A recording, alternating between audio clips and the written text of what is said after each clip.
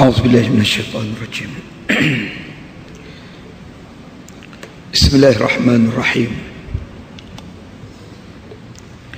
Assalamualaikum warahmatullahi wabarakatuh. Alhamdulillahi rabbil alamin. Hamdan hamidin wa hamdan syakirin wa hamdan yuwafi ni'amahu wa yukafi'u mathidah. Ya Rabbana lakal hamdu kama yanbaghi li jalali wajhika wa 'azimi sultanik. Allahumma salli wa sallim ala rasulina al-karim sayyidina wa nabiyyina wa maulana Muhammad ibn Abdillah إمام المتقين وقائد الدعاة المجاهدين وعلى آله وأصحابه والتابعين وتابعيهم بإحسان إلى يوم الدين. أما بعد. Yang dihormati ashabul fadilah, tuan-tuan imam, pengurusi dan ahli jawatan kuasa masjid, pimpinan-pimpinan masyarakat muslimin dan muslimat, hadirin dan hadirat yang dirahmati Allah sekalian. Pertama, saya terlebih dahulu memohon maaf daripada semua sidang jemaah atas kelewatan tiba daripada jadual yang telah ditetapkan. Sayanya bertolak pukul 11 pagi tadi lagi daripada Kota Baru, Kelantan. Rupanya hari ini adalah hari cuti, sempena cuti sekolah. Jadi jalan raya tu memang terlalu sesak. Daripada Kota Baru sampai saya tanpa henti dan tak makan lagi ni daripada pagi tadi. Tanpa henti, direct terus ke berhenti solat Zuhur Asar tadi di RNR, kemudian terus kemari. Alhamdulillah sampai juga walaupun agak kelewatan. Terima kasih kerana masih sudi menanti dan menunggu, dan insya-Allah saya ambil sedikit masa untuk mengisi ruang ini. Sama-sama kita saling mengingat antara satu sama lain atas tanggungjawab dan juga amanah kita sebagai seorang muslim. Jadi mungkin kita semayang isyak lewat sikit lah kot. Boleh begitu? Kita semayang pukul 9 begitu insya-Allah. Baik. Kesempatan dan pertemuan kita pada malam ini suka saya mengimbau beberapa salah laku dan juga silap tanggap dari kalangan umat Islam terhadap ajaran Islam, agama yang mereka anut. Dianya orang Islam, mengaku Muslim, mengucap 2 kalimah syahadah, tetapi salah faham terhadap Islam, silap tanggap terhadap ajaran Islam yang diturunkan oleh Allah. Sehingga ada di kalangan umat Islam yang tanpa segan silu mempersenda, memperlekeh dan mempermainkan agama Allah Subhanahu wa taala. Lebih malang, ada yang mengaku Muslim, terang-terang dia tolak dan dia mengingkari ayat-ayat Allah Subhanahu wa taala. Sedangkan Allah sebut dalam Al-Quranil Karim, wa ma kana lil mu'minin wa la mu'minatin idza qada Allahu wa rasuluhu amra ay yakuna lahumul khiyaratu min amrihim faman ya'sillaha wa rasulahu faqad dhalla dhalalan mubina. Tidak layak bagi orang-orang yang beriman, lelaki ataupun perempuan, tidak layak bagi mereka yang beriman apabila berhadapan dengan ketetapan Allah dan Rasulnya sallallahu alaihi wasallam, tiba-tiba dia membuat pilihan yang lain daripada apa yang ditetapkan oleh Allah. apa yang ditetapkan oleh Rasulnya sallallahu alaihi wasallam. Orang yang seperti ini, dia telah memaksiatkan Allah, dia telah mengingkari Allah. Lalu di hujung ayat itu Allah menyebut, wa may ya'sillaha wa rasulah faqad dhalla dhalalan mubina. Barang siapa yang menderhakai Allah, memaksiatkan Allah, mengingkari Allah dan Rasulnya sallallahu alaihi wasallam, maka sesungguhnya dia telah sesat dengan satu kesesatan yang sangat nyata. Allah sebut terang dalam Al-Quranil Karim sebagai satu amaran yang tegas kepada mereka yang mengaku beriman kepada Allah, supaya mereka tidak membuat pilihan yang lain selain daripada apa yang telah dimuktamadkan oleh Allah dalam Al-Quranil Karim. Saya merujuk satu daripada isu yang berkait dengan perentangan, perlecehan, persendaan, penolakan orang-orang Islam terhadap ayat-ayat Allah, ekoran daripada salah faham dan silap tanggap itu. Saya merujuk kepada isu yang terkini, yaitu berkait dengan isu kanun jenayah syar'iyah yang nak dilaksanakan di negeri Kelantan. Tiba-tiba menjadi isu yang begitu panas dalam negara kita, terlaris di pasaran, semua orang nak cakap. Yang jahil tentang Islam pun nak bercakap tentang kanun jenayah syar'iyah ini, yang akhirnya mereka bercakap mengikut nafsu, mengikut perasaan, mengikut pandangan yang tersasar daripada wahyu Allah. Maka keluarlah perkataan-perkataan yang tidak selayaknya.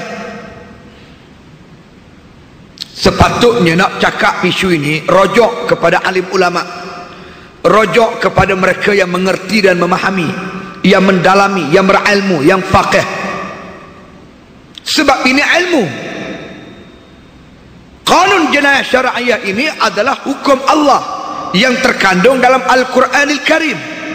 Kena rojok kepada mereka yang memahami Al-Quran, mereka yang tahu mentafsir Al-Quran. Bukan hanya boleh bercakap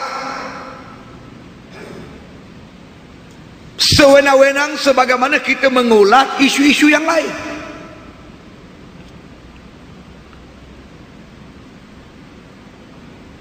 Saudara hormati sekalian, kanun jenayah syar'iyah ini adalah hukum Allah, bukan ciptaan manusia,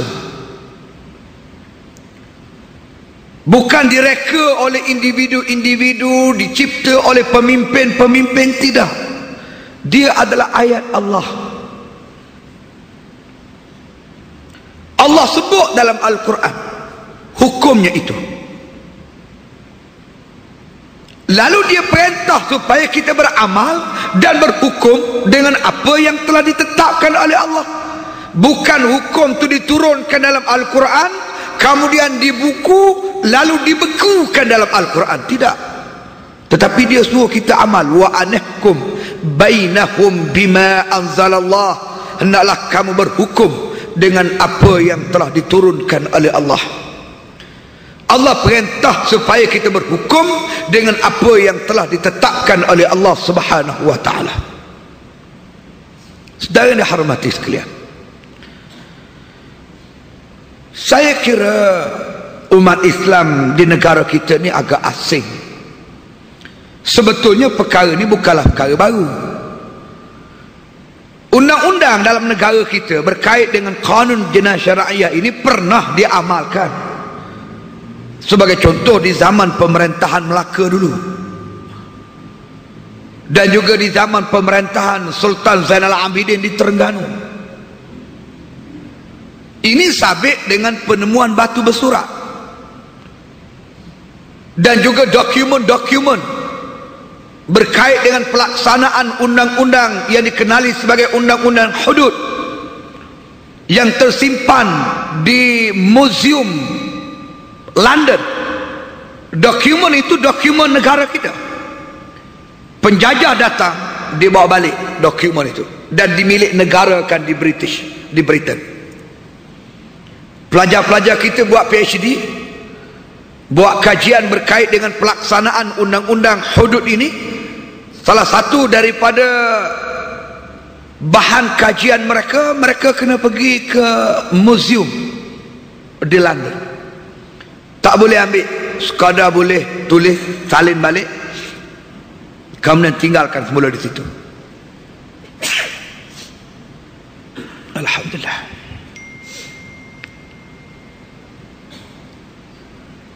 Bahan itu telah dimiliki negara oleh Britain,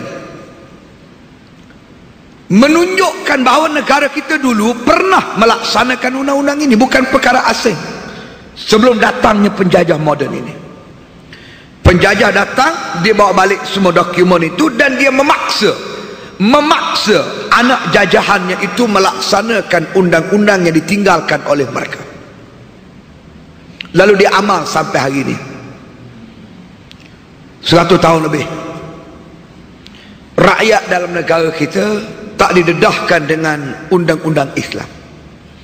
Kebetulan saya tengok di seluruh negara, masjid dan surau tak bincang isu ini. Jarang sangat masjid-masjid dan surau-surau kita baca kitab Babul Jinayah. Jarang. Hak banyaknya Babut Taharah.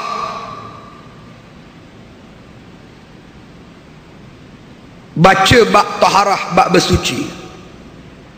Habis bab suci masuk bab wuduk. Habis bab wuduk masuk bab puasa, bab solat. Habis bab solat masuk bab puasa, bab zakat, bab haji, berhenti. Sebab tu guru mati dah. Lama tu nak habis kitab tu.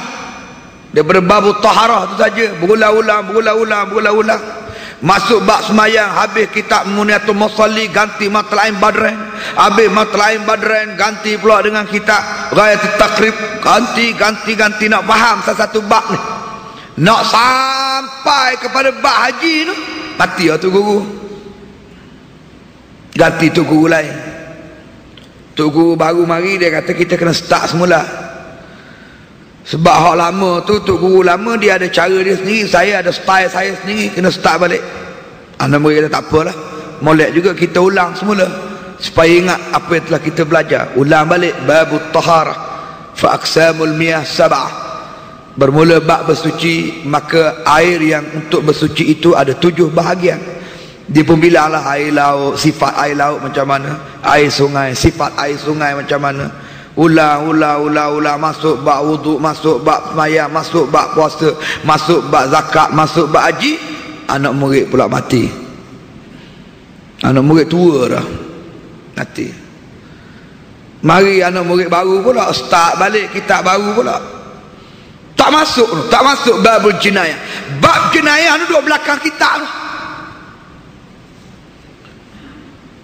Sebab itulah umat Islam dalam negara kita agak asing dan agak janggal nak bercakap soal hukum Allah ini. Seperti dia merasakan ini perkara baru. Walhal bukan perkara baru, perkara yang telah termaktub dalam Al-Quranil Karim, cuma tak dipelajari. Nampak macam asing dan nampak macam gharib. Tidak macam bab semayang, tidak macam bab puasa. Padahal kewajipan melaksanakan hukum Allah samalah dari segi sirah amar ataupun sirah perintah Allah dalam Al-Quranil Karim. Sebagaimana perintah Allah tentang semayang, tentang puasa, tentang haji, maka begitulah juga tentang berhukum dengan hukum Allah Subhanahu wa ta'ala. Syumulnya Islam ini, dia tak turun hanya sekadar bab ibadat yang merangkumi hubungan kita dengan Allah. Syumulnya Islam ini lengkap pakejnya, merangkumi keperluan hidup manusia. Sebab itu dikenali sebagai minhajul hayah. Ad-din disebut sebagai ad-din. Islam ni ad-din. Dia bukan religion sebagaimana yang difahami oleh Barat. Barat memahami religion itu ialah satu upacara agama, keagamaan yang menghubungkan manusia yang menganut agama itu dengan Tuhan yang dianggap sebagai Tuhan oleh mereka. Hubungan ritual begitu saja. Tetapi Islam tidak. Islam agama ialah ad-din. Islam adalah ad-din.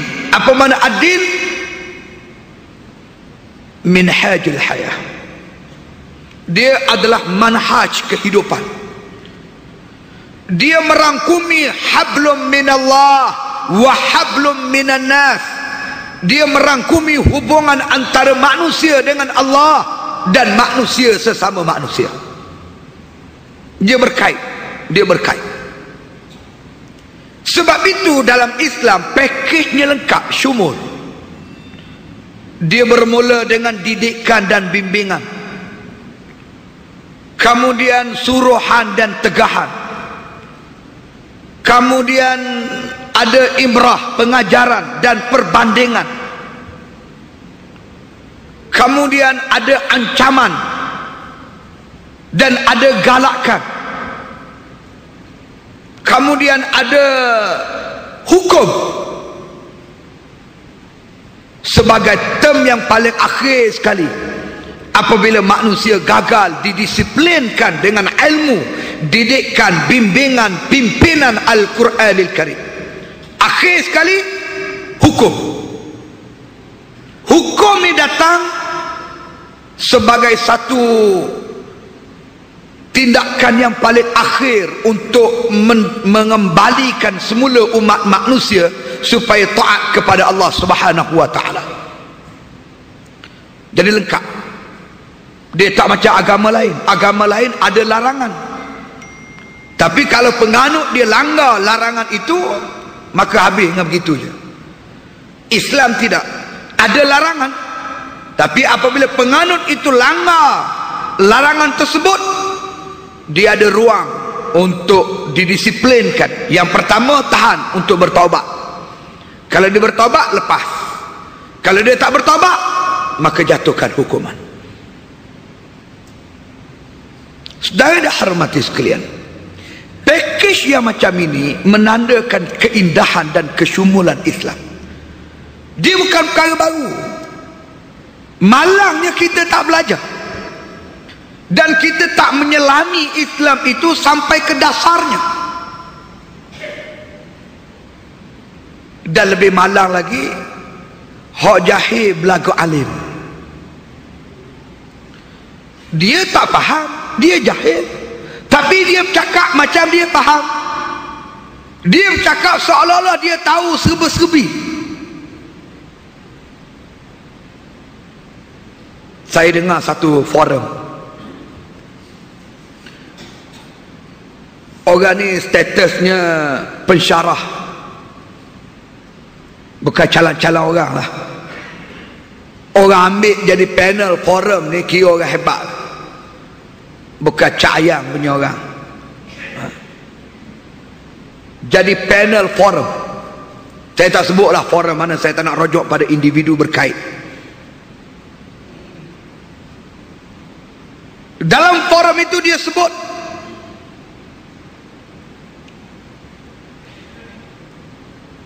undang-undang kanun jenayah syariah yang nak dilaksanakan di Kelantan hanya dikenakan kepada orang Islam sahaja, tidak kepada non-Muslim.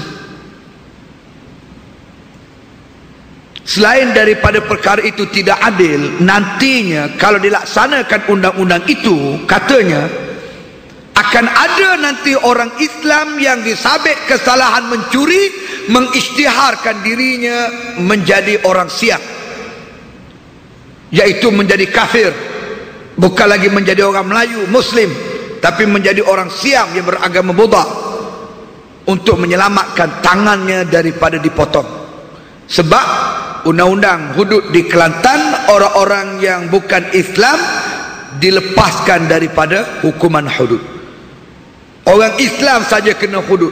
Jadi orang Islam yang sabit kesalahan dipotong tangannya kerana mencuri akan mengisytiharkan dirinya bukan lagi Islam supaya tangan dia selamat. Dia sebut dalam forum. Saya dengar forum tu, saya kata panel ni seimbas lalu tengok macam dia reti. Seimbas lalu kita tengok cara dia bercakap tu macam dia orang alim sedang menganalisa bagaimana perkembangan hudud di negeri Kelantan. Tapi realitinya ucapan itu menunjukkan kejahilannya tentang hudud. Menunjukkan kejahilannya tentang hudud. Kalau dia reti bab hudud, dia tak cakap gitu. Dia tak cakap gitu. Sebab hudud ni saudara, dalam Islam dia ada 6 kategori jenayah. Hudud adalah satu hukum dalam kanun jenayah syariah. Kanun jenayah syariah itu package yang merangkumi 3 kategori hukum. Yang pertama hudud, yang kedua qisas, dan yang ketiga ta'zir. Hudud ada 6, qisas ada 2, ta'zir banyak. Qisas ada 2, bunuh balas dengan cedera balas. Bunuh balas dengan cedera balas, itu makna qisas. Yang kedua, yang pertama tadi hudud. Hudud ada 6. Baki lagi ta'zir, kesalahan-kesalahan jenayah agama syariah yang tidak termasuk dalam kategori qisas dan hudud, dia pergi rujuk kepada ta'zir. Yang 6 tadi, yang pertama ialah berzina. Allah sebut dalam Al-Quran, az-zaniyatu waz-zani fajlidu kulla wahidin minhuma mi'ata jaldah. Ada hukum yang ditetapkan oleh Allah. Kategori hukum itu ialah zina. Jenayahnya ialah jenayah zina. Apabila dia berzina, sabit kesalahan sebab 100 rotan. Allah sebut terang. Kita nak pindah jadi 99 tak boleh. Nak pindah jadi 101 lebih 1 rotan pun tak boleh. Ini kan pula nak tukar jadi penjara 3 tahun pun tak boleh. Sebab direct Allah sebut mi'ata jaldah. Mi'ah tu tak ada ulama kata 99. Tak ada ulama kata 101. Mi'ah maknanya 100. Allah sebut dengan lafaz yang sarah. Ayat ini dalam usul tafsir ataupun ulumul Quran dikenali sebagai ayat muhkamah. Ayat yang muhkam. Ayat yang tak berajak kepada takwil. Tak perlu takwil dah. Itu mungkin 101 kot, mungkin 98 kot. Tak, dia 100 muktamad. Allah sebut mi'ata jaldah, 100 muktamad. Tak berajak takwil, tak berajak tafsir dah, jelas. Tak ada kamus kata mi'ah itu 99. Mi'ah itu ialah 100. Itu makna hudud. Itu makna hudud. Kalau yang jenis boleh takwil itu bukan hudud. Hudud 6 perkara kategori jenayah semua muhkam dalam Al-Quran, muktamad. Ada ulama kata 7, dia masukkan satu lagi iaitu burah. Burah ni maknanya rakyat yang bangkit memberontak menentang kerajaan yang adil dengan mencetuskan pemberontakan dan pembunuhan beramai-ramai. Maka hukumnya hukum bunuh kepada burah. Baik, ulama khilaf burah ni masuk hudud ataupun tidak. Ada ulama kata masuk dalam hudud, ada ulama kata tidak, dia adalah hukum yang berasingan. Baik, kita ambil yang tidak ada khilaf, iaitu 6. 1, zina. Yang kedua, tuduh orang zina tak ada bukti, tanpa saksi. Dia tuduh orang zina, kemudian dia tidak bawa saksi. Orang macam ni samanina jaldah, dia panggil qazaf, 80 kali rotan kata Allah. Orang yang tuduh orang lain berzina tapi gagal bawa saksi, saksinya mestilah 4 lelaki yang adil, yang menyaksi dengan 8 mata. Kalau 4 saksi menyaksi dengan 7 mata tak cukup, dia mesti saksi dengan 8 mata. Lelaki pula yang adil. Yang adil artinya yang tidak mengekalkan dosa kecil dan tidak melakukan dosa besar. Itu adil.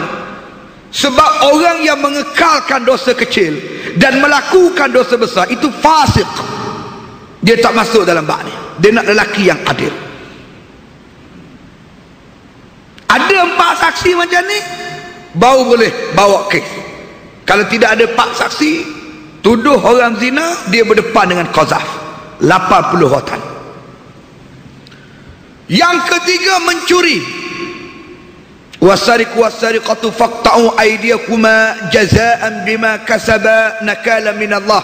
Lelaki dan perempuan yang mencuri, sabit kesalahan, maka potong tangan salah seorang daripada keduanya yang melakukan jenayah kecurian tersebut. Yang keempat, merampak. Yang kelima, murtad. Dan yang keenam, minum arak. Ada 6, saya ringkaskan. Ada 6 semua sekali. Bab murtad dengan bab minum arak ni disebut oleh Nabi sallallahu alaihi wasallam dalam hadis baginda. Bab arak 40 hingga 80 kali rotan. Antara 40 jangan kurang, sehingga 80 jangan lebih, untuk kesalahan minum arak. Murtad, man baddala dinahu faqtuluh, bunuh. Hadis sahih. Baik, itu 6 kategori hudud. Baki lagi luar daripada 6 perkara ni tak ada hudud. Tak ada hudud. Dia kena ta'zir, tak semayang Jumaat, tak semayang berjemaah, berjudi apa semua ni, tak puasa, ni dia masuk ta'zir. Dia masuk ta'zir. Hak hududnya ialah kesalahan jenayah syariah. Baik, panel tadi dia kata seorang Muslim yang sabit kesalahan mencuri kena potong tangan. Jadi nak selamat ke tangan dia, dia pun isytihar diri dia menjadi orang Siam, beragama Buddha, bukan lagi Muslim. Kerana undang-undang kanun jenayah syariah di Kelantan tidak melibatkan orang Islam, selamatlah tangan dia. Jadi kalau inilah undang-undang yang dibuat di Kelantan, maka ramailah orang Kelantan lepas ni akan jadi orang Siam pula. Saya kata dia ni jahil tentang Islam. Cara dia cakap, cara dia buat analisa tu nampak macam alim. Ramai orang terkesima, oh iya juga, nanti ramai orang mengaku jadi kafir sebab nanti daripada tangan kena potong, baik mengaku jadi kafir, selamat lepas daripada undang-undang hudud. Saudara, saya sebut tadi hudud ada 6. Mencuri salah satu daripadanya, sabit kesalahan, potong tangan. Yang keenam, hudud ialah orang murtad, keluar daripada Islam. Undang-undang dia ialah bunuh. Kalau dia orang Islam mengaku Siam, jadi kafir, jadi murtad, dia kena bunuh. Jadi dia kena pilih, sayang tangan ke sayang tekak.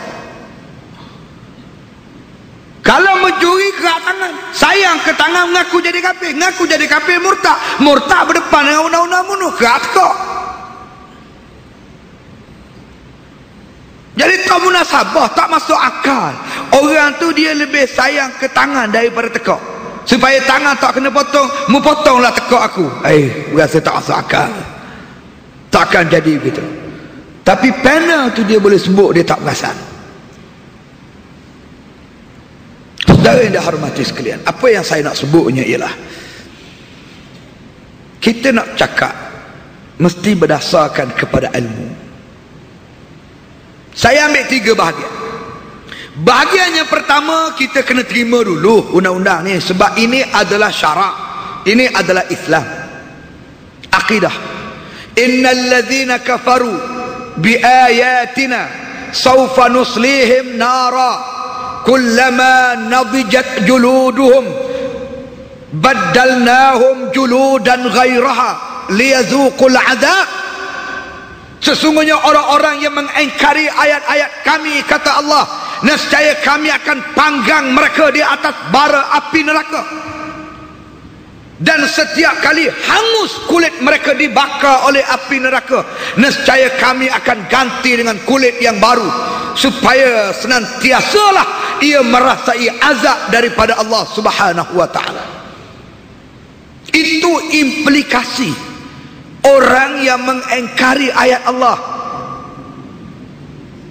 Dalam ayat yang lain Allah sebut, innal ladzina kadzabu bi ayatina wastakbaru anha la tufattahu lahum abwabus sama wa la yadkhuluna al jannah hatta yalijal jamalu fi sammil khiyat wa kadzalika najzil mujrimin. Sesungguhnya orang-orang yang mendustakan ayat kami,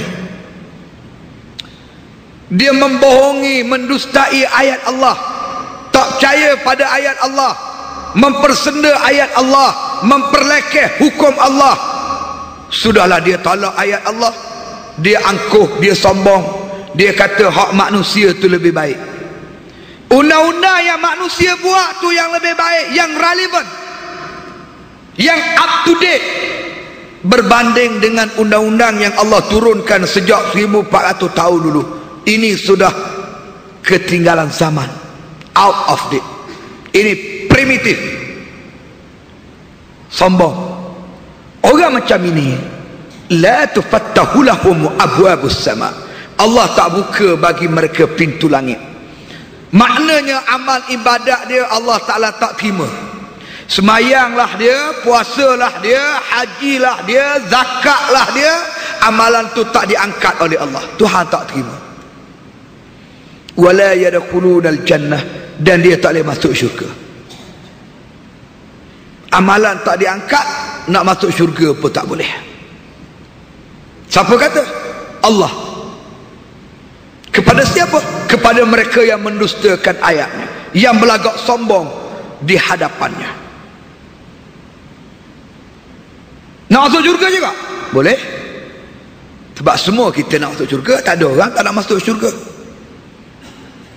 Ada orang Kota Damansara tak nak masuk syurga? Tak tanya sungguh. Kalau ada orang sini, saya tak kisahlah ustaz, dapat pun tak apa, tak dapat pun tak apa, nak awak ni bukan hak kita. Dia cakap barang gitu je. Saya pun tak kisah, asal ada tempat duduk sudah. Duduk tepi-tepi tak apa, tanah rizak pun tak apa. Saudara, Nabi pernah sebut, kullu ummati yadkhulunal jannah illa man aba. Semua umatku boleh masuk syurga kecuali mereka yang sengaja tak nak masuk syurga. Sahabat berasa pelik. Sahabat tanya, wa man ya'ba ya Rasulullah, siapa dia yang tak nak masuk syurga ni? Pelik. Sebab semua orang nak masuk syurga. Tu ingat tak penyanyi Eliket tu, salah satu daripada lirik lagu dia, andai kau pergi dulu, tunggu aku di pintu syurga.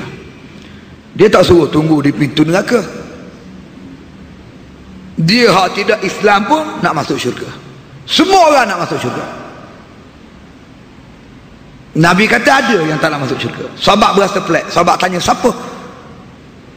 Nabi kata, man ata'ani dakhalal jannah wa man asani faqad aba. Siapa yang taat kepada aku, itulah orang yang boleh masuk syurga.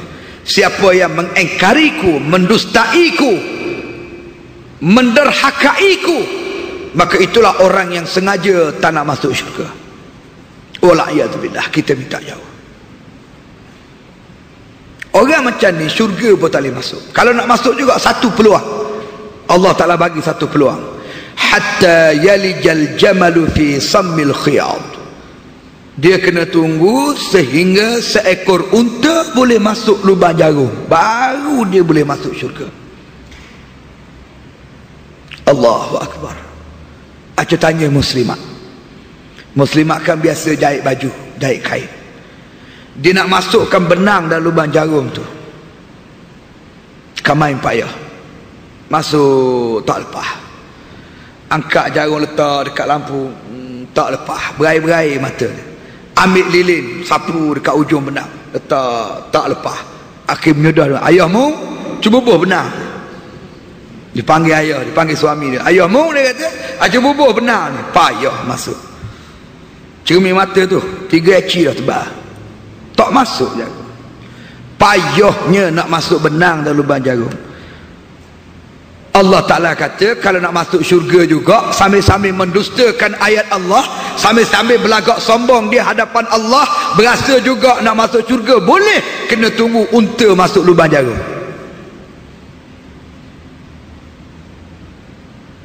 Budak-budak sekarang kata impossible. Tak tahulah, kok boleh sumbak juga. Kenal tak unta? Kau orang sini tak kenal unta, tu berasa boleh unta masuk lubang jarum.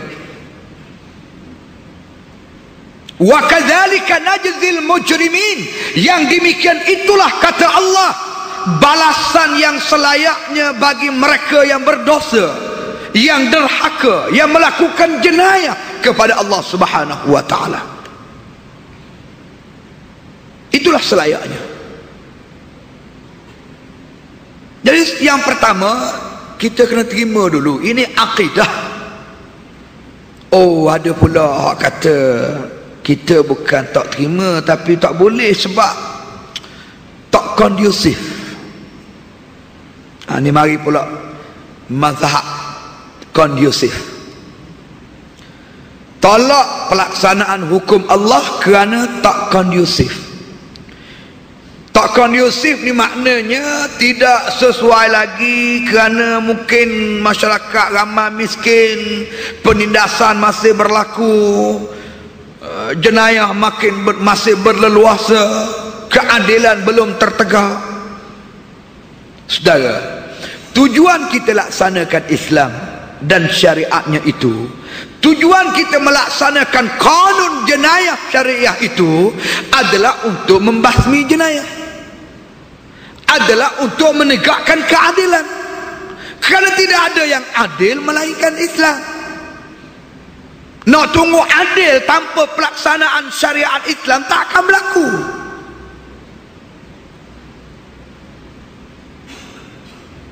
Nak tunggu jenayah ini berhenti baru nak laksanakan syariat Islam tak akan berlaku.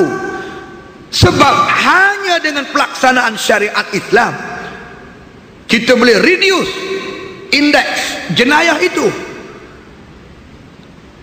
Saudara, dia konon jenayah syariah ni dia ada dua. Satu dia panggil taknin, satu lagi dia panggil tanfis. Taknin dan tanfis. Taknin maknanya mengkonunkan, mengaktakan, mengenakmenkan, memperundangkan, memperlembagakan. Itu dia panggil taknin. Jadikan dulu benda itu sebagai undang-undang, bawa ke parlimen, luluskan di parlimen. Apabila lulus di parlimen, barulah di gazet, barulah jadi undang-undang. Itu dia panggil taknin. Yang kedua, lepas kita taknin, kita tanfis, kita laksana undang-undang tu. Nak laksana undang-undang tu lah baru ada kondusif tak kondusif, baru timbul isu kondusif. Nak laksana undang-undang yang telah didaulatkan, yang telah ditegakkan, yang telah ditakninkan, nak laksana undang-undang tu, baru dia timbul isu kondusif, baru timbul. Contoh zaman Sayyidina Umar. Zaman Sayyidina Umar undang-undang tu telah berlaku. Daripada zaman Nabi, zaman Abu Bakar, mari zaman Sayyidina Umar telah ditegakkan syariat Islam. Sampai zaman Sayyidina Umar berlaku satu kes pencurian. Orang yang mencuri ditangkap dan dibawa menghadap Nabi Sayyidina Umar Al-Khattab radhiyallahu anhu. Berlaku pembicaraan. Waktu dibicarakan, didapati lelaki ini mencuri sungguh, tapi mencuri kerana terlalu lapar. Musim kemarau, gaji dibayar tak cukup, dia terlalu lapar, dia terpaksa mencuri. Sayyidina Umar lepas dia, tudra'ul hudud bisyubhat. Kerana ada kesamaran maka dilepaskan. Tak cukup syarat nak jatuh hudud, suasana tidak kondusif. Baru datang kondusif tu. Suasana tidak kondusif masa tu, maka tak boleh jatuh hukum hudud ke atas dia. Undang-undang ada tak? Undang-undang ada. Undang-undang telah sedia ada. Bukan Sayyidina Umar tidak melaksanakan hudud. Ada orang dia kata ini hujah bahawa Umar pun tak laksanakan hudud. Tak betul. Umar melaksanakan hudud, tetapi hudud tak kena pada orang tu. Kerana apa? Kerana tak cukup syarat. Kaedah dia tudra'ul hudud bisyubhat. Hudud dicabut daripada daripada orang yang tak cukup syarat nak dijatuhkan hukuman hudud. Ada syubhah, ada kesamaran dalam kes itu, yang mana dia mencuri terpaksa nak jaga nyawa dia kerana terlalu lapar dan seumpamanya. Sebab dia ada syarat dia, bukan curi je kena potong selalu. Dah, ni orang pun tak faham setengah tu, dia ingat curi je kena kerak lah. Dah, curi ni dia ada nisab dia. Curi telur sepapan, harga RM15, tak kena kerak tangan, tak kena hudud. Tapi bukan makna tak kena hudud tu lepas dia boleh curi ya. Oh, mudah laksana undang-undang Islam. Curi telur sepapan, curi gula sebuku, curi beras sebeg, tak kena hudud. Betul, tak kena hudud, mu kena ta'zir. Hukum Islam ni kena baca sekali, jangan baca pisah-pisah gitu. Itu yang timbul dalam parlimen tahun dulu. Apabila ada wakil rakyat seorang, dia kata draft undang-undang hudud negeri Terengganu membenarkan suami liwat isteri. Sebab dalam draft undang-undang hudud dia kata mana-mana suami yang didapati bersalah kerana liwat isterinya tidak dikenakan hudud. Baca dalam draft hudud, suami hak liwat isteri tak kena hudud. Jadi dia pun faham, oh, undang-undang hudud di Terengganu maknanya boleh suami liwat isteri pula. Maksud tak kena hudud ialah lelaki suami yang bergelar suami yang liwat isterinya kena ta'zir. Kena baca dalam ta'zir tu. Dalam ta'zir tu adalah, cuma hudud tak kena. Dah pasal apa tak kena hudud? Khabar dah tadi kan, hudud ni ada 6 je. 6 je hudud. Zina, tuduh orang zina tak ada saksi, mencuri, merompak, minum arak, murtad, 6 sahaja. Hak lain hudud. Maaf, hak lain ta'zir. Ni saja hudud. Kena baca sekali tu. Kanun tu ada 3. Hudud, qisas, ta'zir. Jangan makna tak kena hudud, oh sedar tak kena hudud. Bukan sedar, ta'zir. Ta'zir ni dia boleh lebih berat daripada hudud.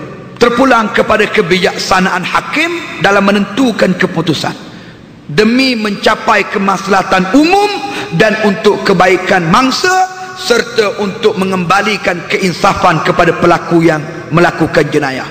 Hakim akan putuskan dia boleh rendah dan dia boleh lebih hebat, lebih berat daripada hudud. Itu ta'zir. Tapi hak hudud yang Tuhan tetap ada 6. Ni tak boleh ubah dah ni. Tak boleh ubah. Hak tadi budi bicara hakim. Jadi saudara yang dihormati sekalian, kondusif ni datang apabila kita nak laksana undang-undang. Jadi sekarang kita peringkat nak tegak undang-undang. Kelantan dia lulus tahun 93 di peringkat DUN, Dewan Undangan Negeri. Nak jalankan di Kelantan tak boleh sebab ada halangan persekutuan. Ada halangan persekutuan yang tidak mengizinkan kerajaan negeri sebebasnya membuat undang-undang sendiri.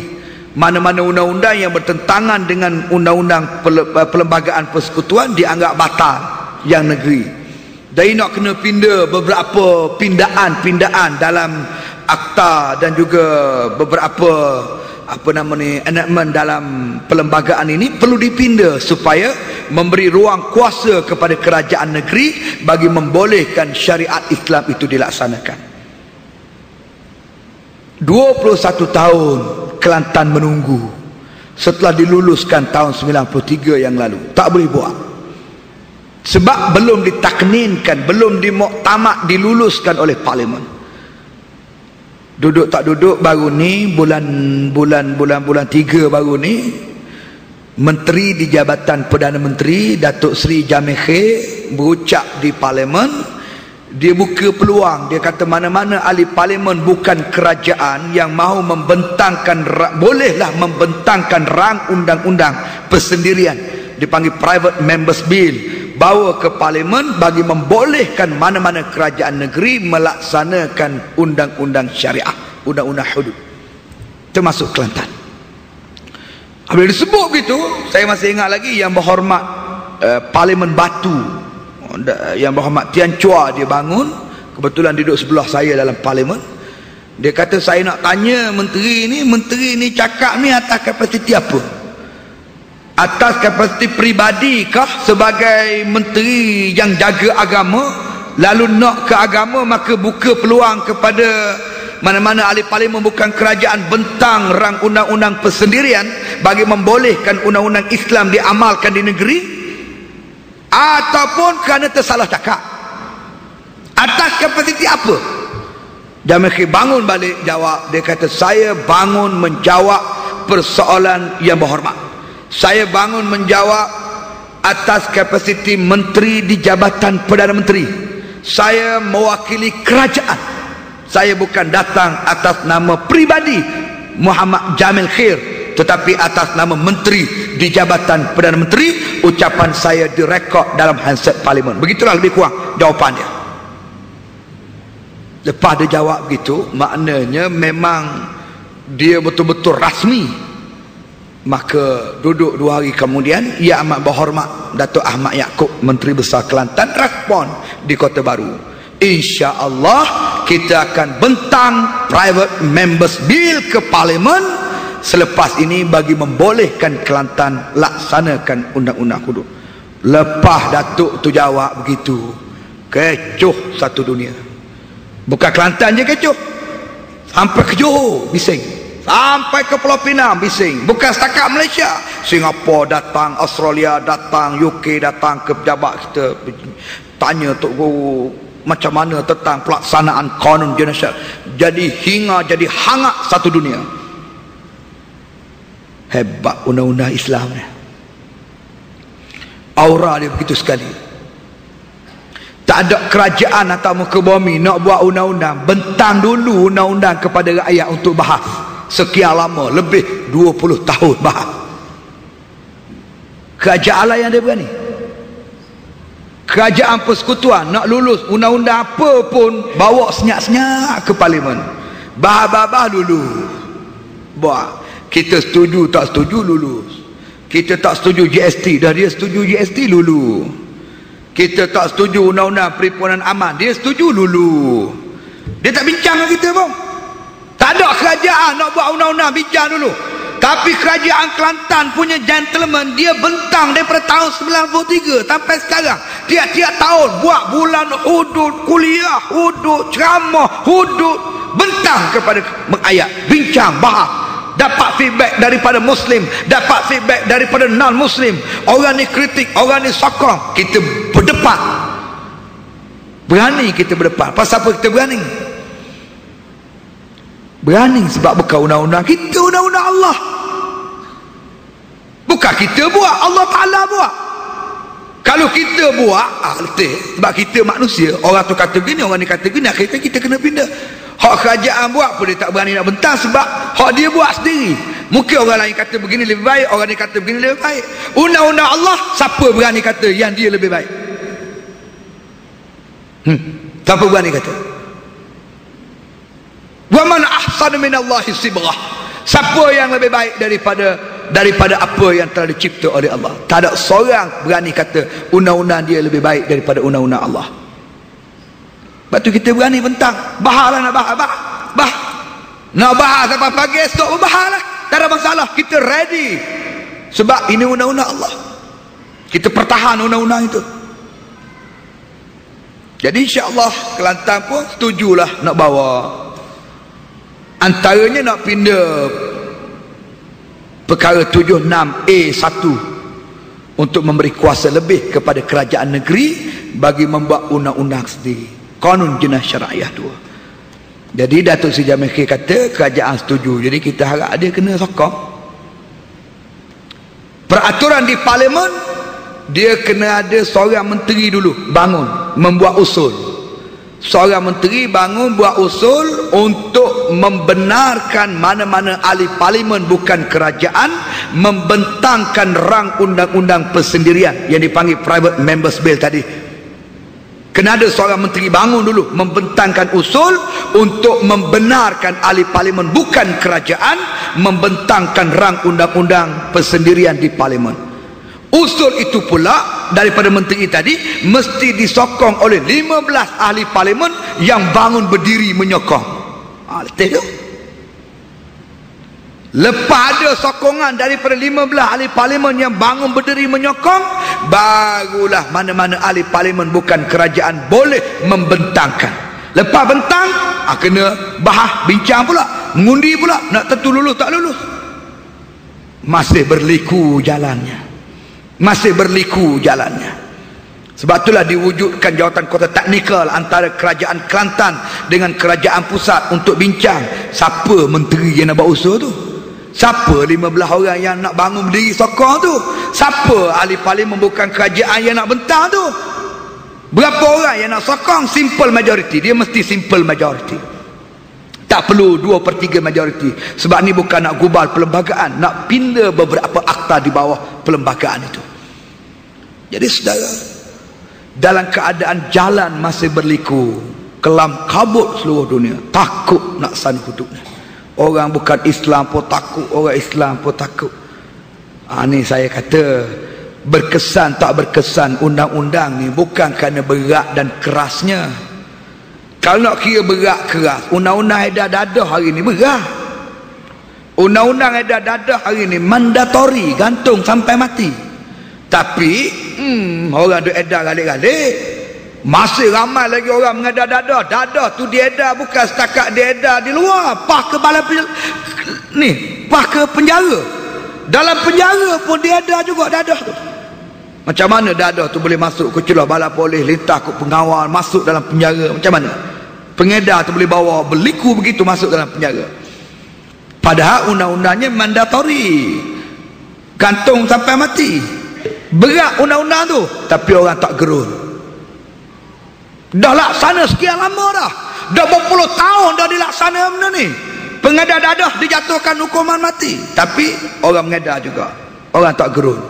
Tapi undang-undang hudud tak laksana lagi, dah takut habis dah. Gerung. Ada seorang kawan kita tu, tua dah dia kata kalau laksana undang-undang hudud ni habislah orang Islam tak ada tangan. Apabila orang Islam tak ada tangan, mundurlah orang Islam. Sementara orang bukan Islam tangannya sempurna, boleh bekerja, majulah dia. Maka ekonomi negara akan dikuasai oleh orang-orang bukan Islam. Kesimpulannya, undang-undang Islam ini mesti ditentang.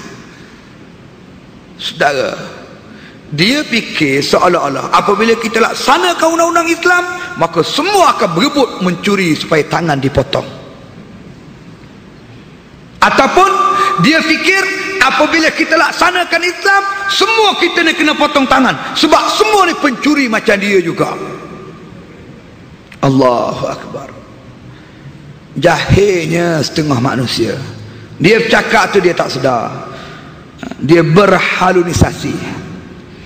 Dia tak sedar tu apa yang dia cakap tu merosakkan akidah, memperlekeh dan mempersendakan syariat, dan tak masuk akal. Ditertawakan orang, ditertawakan orang. Daripada muda sampai ketua, istiqamah menentang Islam. Mudah-mudahan Allah beri petunjuk dan hidayah kepada mereka.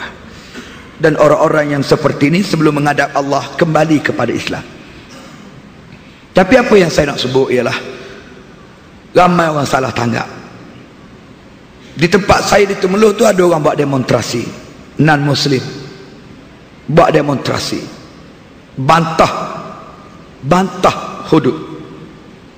Kebetulan hari dia buat demonstrasi depan pejabat saya tu hari Ahad, pejabat tutup.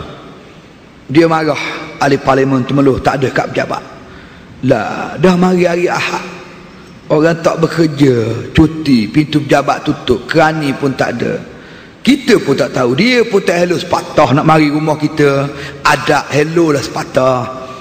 Bawah nak pergi jalan rumah ni hari ni, nak bawa memorandum, berapa orang nak mari? 200 orang. Mari lah, ada.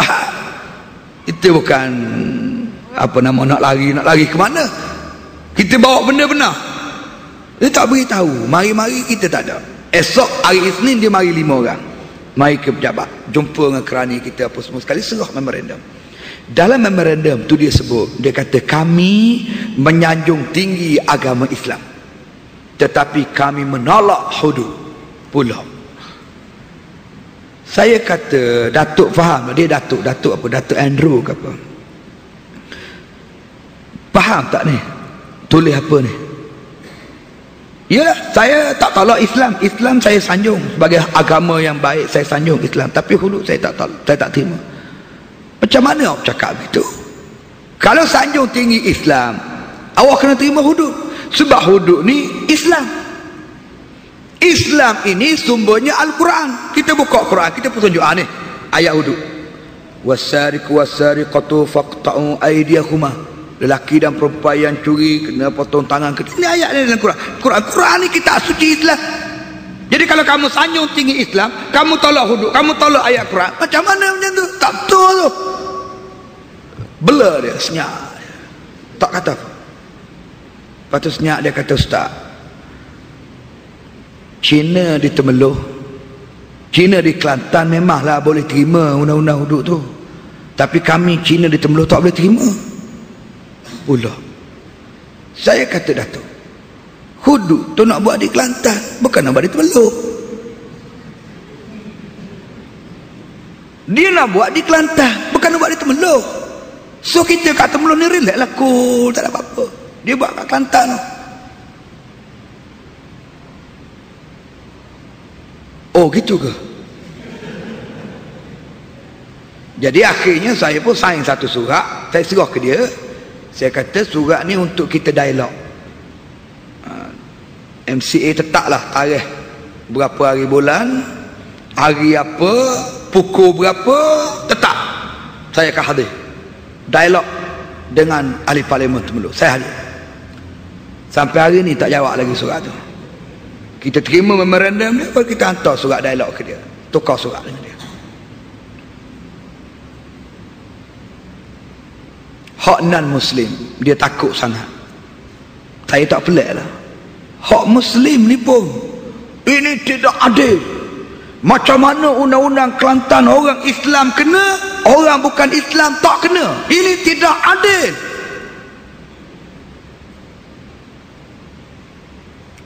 Tengok Brunei bagus, Islam pun kena, bukan Islam pun kena. Ni apa Kelantan ni? Bukan hudud Islam ni, ni hudud rekaan pemimpin Kelantan pula. Saudara, kalau nak bahas begitu, hak adil, hak hari ni, hak tidak adil. Ni undang-undang sekarang tidak adil. Undang-undang sivil hari ni tidak adil. Kenapa?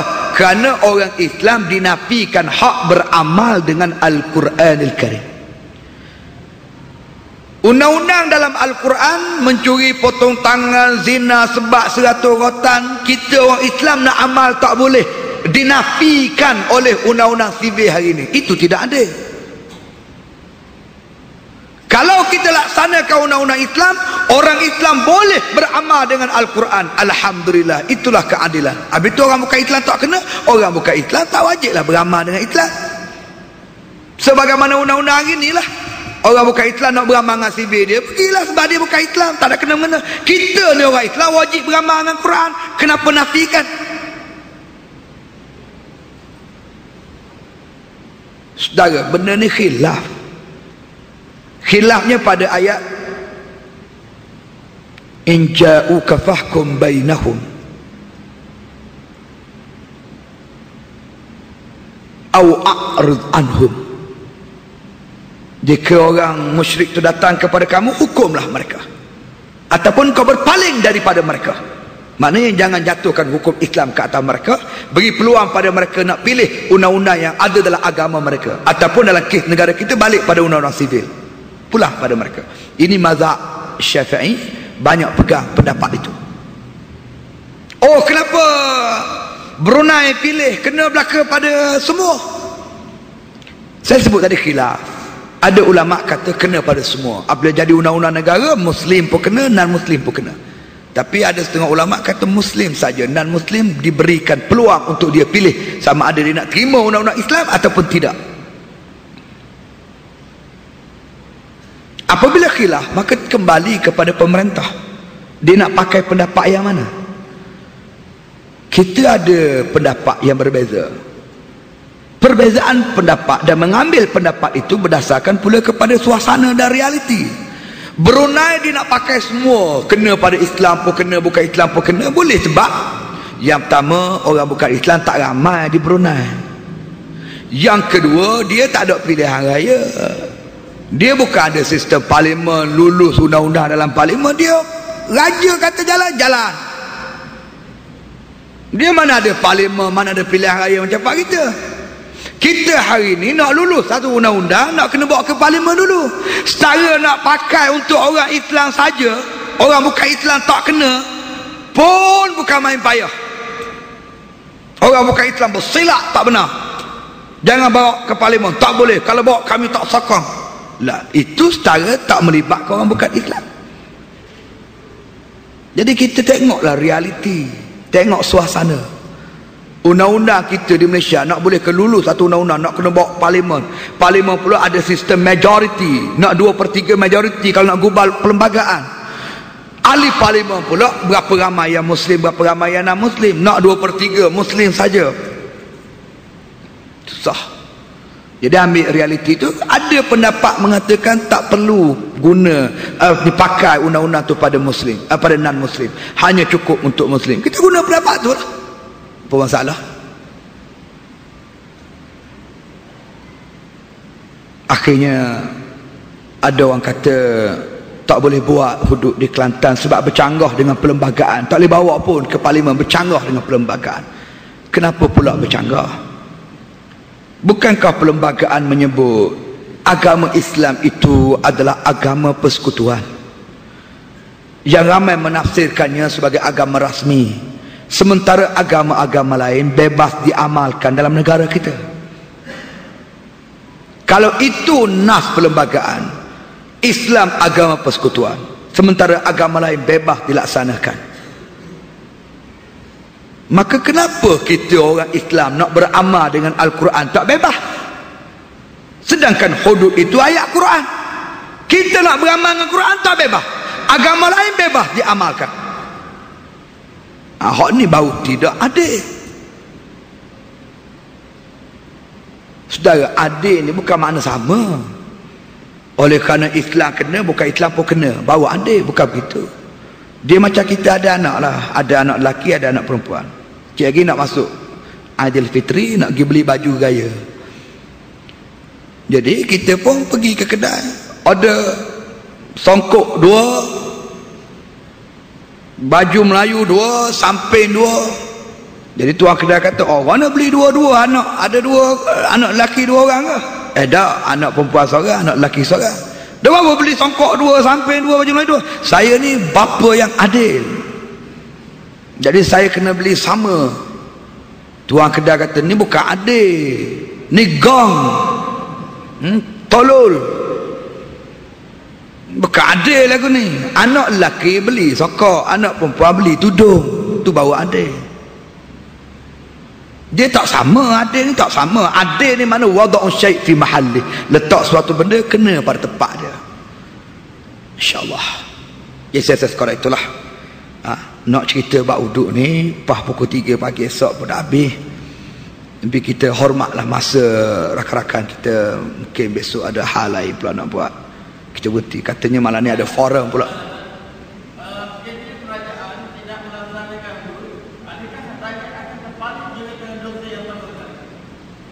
Baik, Allah sebut dalam Al-Quran, alladzina immakkannahum fil ard aqamus salah wa atawuz zakah wa amaru bil ma'ruf wa nahaw 'anil munkar walillahi 'aqibatul umur. Orang-orang yang diberikan kuasa dan diberikan mandat memimpin dan memerintah di atas muka bumi, dia mesti mendirikan sembahyang, mesti mengeluarkan zakat, mesti menegakkan syariat, dan mesti mencegah kemungkaran, dan balik segala urusan itu kepada Allah Subhanahu wa taala. Kegagalan melaksanakan undang-undang, melaksanakan syariat, melaksanakan apa yang telah ditetapkan oleh Allah, maka kerajaan itu adalah kerajaan yang batil. Pemerintah itu adalah pemerintah yang berdosa kepada Allah Subhanahu wa taala. Wajib atas pemerintah, dia tak wajib atas kita. Kita tak laksanakan hudud sebab kita tidak berkuasa. Yang berkuasa itu pemerintah. Batu Kelantan nak buat sebab dia memerintah negeri. Dia nak buat kat negeri dia sebab dia memerintah negeri dia. Pemerintah kena buat. Itu ada nas tanggungjawab direct kepada orang yang ada kuasa untuk memerintah. Tak boleh dia abaikan tanggungjawab itu.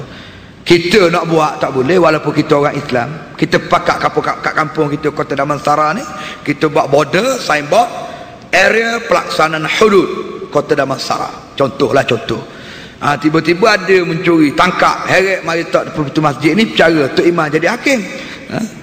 Tok Bilal jadi pendakwa raya. Tok Siak tukang kerak tangan. Tak boleh, tak boleh, tak boleh. Jangan buat begitu. Ni undang-undang ni kena pemerintah. Kena pemerintah. Wallahu a'lam. Aqulu qawli hadza wa astaghfirullahal azim li wa lakum wa lisairil muslimina wal muslimat innahu fal ghafurur rahim. Assalamu alaikum warahmatullahi wabarakatuh. Muslimin dan muslimat yang dirahmati Allah sekalian, saya nak ambil kesempatan sikitlah. Malam ni kebetulan kita bertemu, kaminya di Temeloh, insya-Allah nak hadap Ramadan ini. Banyaklah aktiviti-aktiviti amal islami dan juga perkara-perkara kebajikan yang kita nak buat. Sebab Temeloh ni tuan-tuan maklumlah, dia menas seorang ya. Satu parlimen je di Temeloh, di Pahang. Temeloh. Jadi agak tertekan juga, dan kita juga memerlukan satu dana yang begitu cukup, yang begitu banyak untuk melaksanakan tugas-tugas kebajikan dan juga amal islami di kawasan itu bagi mengisi kemenangan. Jadi saya pergi mana-mana pun saya akan ambil kesempatan untuk minta izin daripada rakan-rakan di sini, siapa-siapa yang ada kelebihan rezeki yang dikurniakan Allah, lebih rezekinya nak bayar zakat ke apa semua sekali, nak salurkan ke sekretariat Parlimen Temeloh, bolehlah dialu-alukan sangatlah. Saya dahulukan dengan jazakumullah khairan jazak. Jadi insya-Allah lepas sembahyang Isyak ni kita bentang sejadah di belakang tu, tak kiralah muslimin dan muslimat, pakat bagilah seikhlas yang mungkin untuk kita menggerakkan sekretariat kita. Selain daripada urusan pentadbiran, kita juga banyak menganjurkan aktiviti dan program-program di musim cuti sekolah ini, di bulan Ramadan nanti dengan qaryah Ramadannya, kemudian kebajikan nak ada puasa pula, nak ada raya pula, ibu tunggalnya, anak yatimnya.